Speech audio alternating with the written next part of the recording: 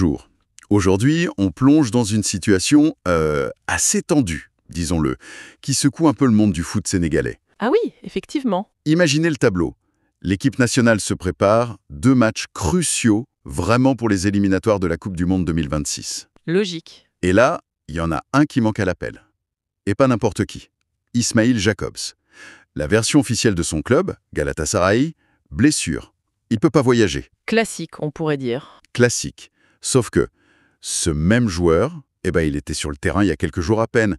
Il a joué un derby, un match intense contre Beşiktaş. Ah oui, ça change pas mal la donne. C'est exactement là que ça commence à coincer, et que les questions se posent.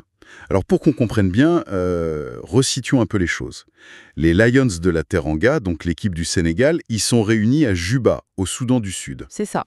L'enjeu est énorme, 2 matchs qui peuvent peser très lourd pour aller au Mondial 2026. Donc, le sélectionneur, Pape Thiaw, il a appelé ses meilleurs éléments. Normal. Bien sûr. Et quasiment tout le monde est là. Sauf Jacobs. Un joueur important en plus. Du coup, son absence, elle est forcément très remarquée, très scrutée. Ce qu'on sait, ça vient de différentes sources qui suivent l'affaire, de près. On a des échos qui remontent de Juba, là où l'équipe est en stage. Oui, des infos assez directes apparemment. Voilà.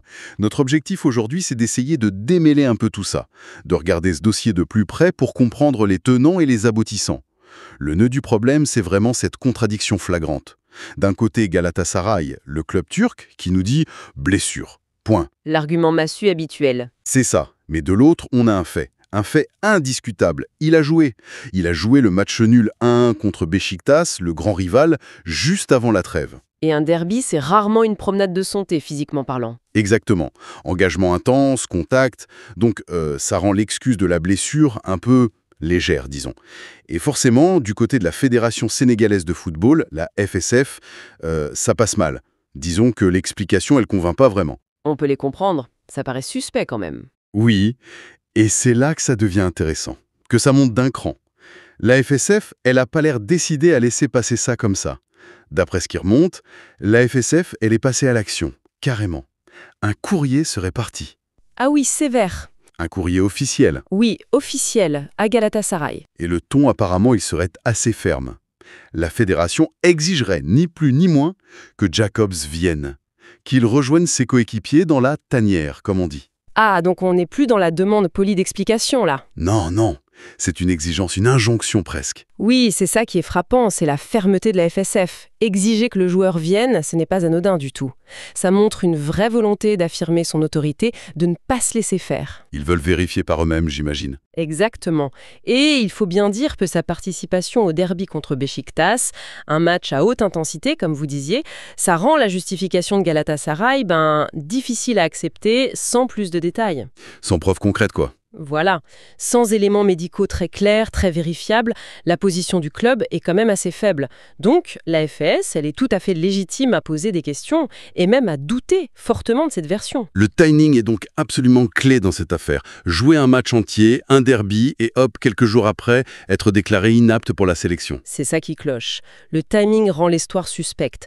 Alors attention, une blessure, ça peut toujours arriver, même après un match. Bien sûr. Mais là, c'est le manque d'infos claires du club couplé à l'importance du joueur et à l'enjeu des matchs.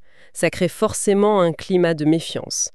La FSF, en demandant sa venue, elle cherche juste à avoir cette clarté, par ses propres moyens. Reprendre la main sur le diagnostic en quelque sorte. C'est un peu ça, oui. Reprendre le contrôle de l'info médicale sur son propre joueur. Et alors, pour ajouter une couche de complexité, il parlait que ce n'est pas la première fois que ça arrive. Ah, mais c'est un point crucial, ça. Et c'est rapporté par plusieurs sources, effectivement. Ce n'est pas un incident isolé. Déjà eu lieu. Oui. Le même genre de situation se serait produit l'année dernière, juste après que Jacobs ait signé à Galatasaray, d'ailleurs. Ah, d'accord. Plus profond. Tout à fait. Ça suggère que la communication, la confiance entre le club et la fédération, au sujet de ce joueur en particulier, elle n'est pas au beau fixe. Voire qu'elle est carrément défaillante. Des visions différentes sur la gestion du joueur, peut-être. C'est possible, des visions différentes sur l'importance de jouer en club versus en sélection, ou juste une relation tendue globalement. Peu importe la raison exacte, cet antécédent, il pèse très lourd aujourd'hui. Ça explique peut-être la réaction plus ferme de la FSF cette fois ? Sans doute, oui. La confiance, si jamais elle a existé sur ce point, elle semble bien partie. On peut imaginer que la Fédé se dit « Bon, cette fois, on tape du poing sur la table pour que ça ne se reproduise plus ». Et pour en avoir le cœur net, donc, la FSF ne se contente pas de demander des rapports médicaux. Elle veut voir le joueur, en personne. C'est ça. Ils insistent. Ismail Jacobs doit venir à Juba. Pourquoi? Pour que le staff médical des Lions puisse faire sa propre évaluation, leurs tests, leurs diagnostics. Et cette exigence d'un examen médical par le staff de la sélection, c'est vraiment le cœur de la démarche. C'est l'outil principal qu'a une fédération pour vérifier si une blessure invoquée par un club est réelle ou pas. C'est prévu par les règlements, ça, hein? Absolument. Les règlements de la FIFA, notamment, prévoient ce droit pour les fédérations. En l'activant, la FSF dit clairement « Le rapport du club ne nous suffit pas, on veut vérifier nous-mêmes ». C'est un signe assez direct de manque de confiance, oui, envers le diagnostic de Galatasaray ou au moins envers leur communication.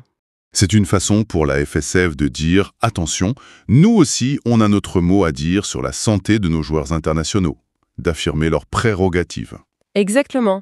C'est une question de souveraineté médicale sur les joueurs sélectionnés, si vous voulez. Et ça nous ramène à cette tension classique, quasi permanente dans le foot moderne, entre les clubs et les sélections. Le fameux conflit club-sélection. Voilà. Les clubs, ce sont les employeurs, ils payent les joueurs, ils investissent des fortunes parfois, ils ont leurs objectifs sportifs, financiers. Donc, c'est logique qu'ils veuillent protéger leurs joueurs, leurs actifs, minimiser les risques de blessures pendant les trêves internationales. Surtout pour un joueur clé. Évidemment. Et de l'autre côté, vous avez les fédérations. Leur rôle, c'est de monter la meilleure équipe possible pour représenter le pays. Et des éliminatoires de Coupe du Monde, c'est crucial, pour le prestige, pour l'argent aussi. On imagine bien que les intérêts ne sont pas toujours alignés. Ils sont même souvent divergents. Pour le club, la trêve internationale, c'est une source de risque. Pour la Fédé, c'est une échéance vitale.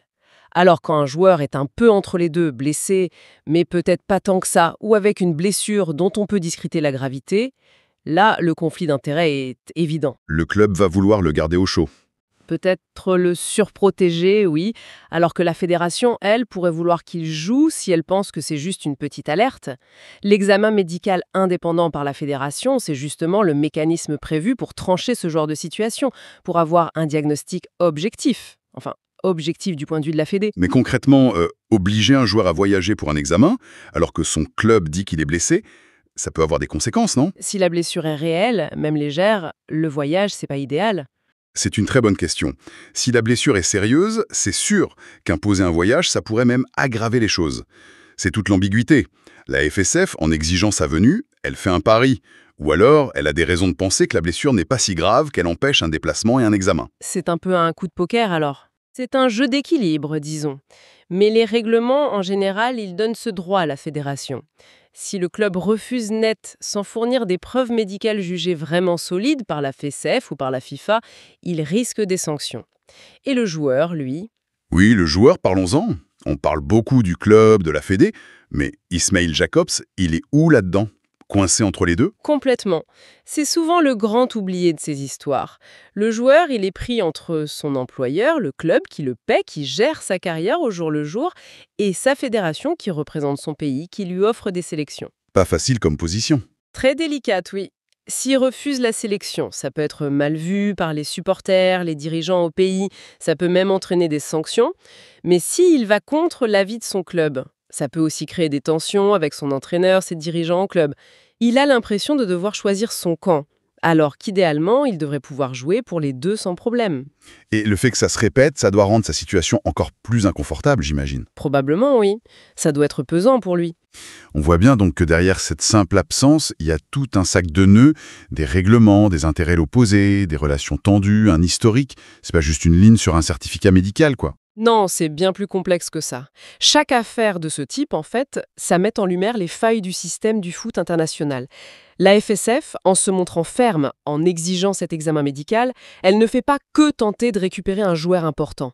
Elle pose aussi un acte. Un acte d'autorité. Oui, d'affirmation de son autorité face à un club puissant.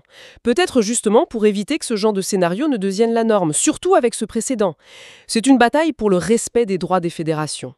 Et le fait que ce soit Galatasaray, un grand club, et le Sénégal, une nation phare du foot africain avec de grosses ambitions, ça donne encore plus de poids à ce bras de fer potentiel. Et j'imagine aussi la pression au Sénégal. Les médias, les supporters, l'équipe nationale, c'est sacré. Les éliminatoires du mondial, n'en parlons pas. Ah oui, sans aucun doute. La pression populaire et médiatique, c'est un facteur énorme. Les supporters sénégalais, ils veulent voir leurs meilleurs joueurs, surtout pour des matchs aussi importants. Si l'absence d'un joueur clé semble injustifiée ou suspecte, ça peut vite faire jaser. La FSF doit aussi rendre des comptes à cette opinion publique. Exactement. Elle doit montrer qu'elle fait tout pour avoir la meilleure équipe, donc sa fermeté, c'est aussi peut-être une réponse à ces attentes-là. C'est fou comme un cas individuel peut cristalliser autant d'enjeux différents. Bon, si on essaie de résumer où on en est, Ismail Jacobs, joueur sénégalais de Galatasaray, absent du rassemblement des Lions à Juba pour les éliminatoires. Raison officielle du club, blessure. Oui. Point qui coince. Il a joué un gros match juste avant. La FSF, sceptique, qui avec un précédent l'an dernier, a réagi fermement. Elle aurait demandé par écrit que Jacobs vienne se faire examiner par son propre staff médical. C'est ça. Donc, situation en suspens. Un potentiel bras de fer est lancé.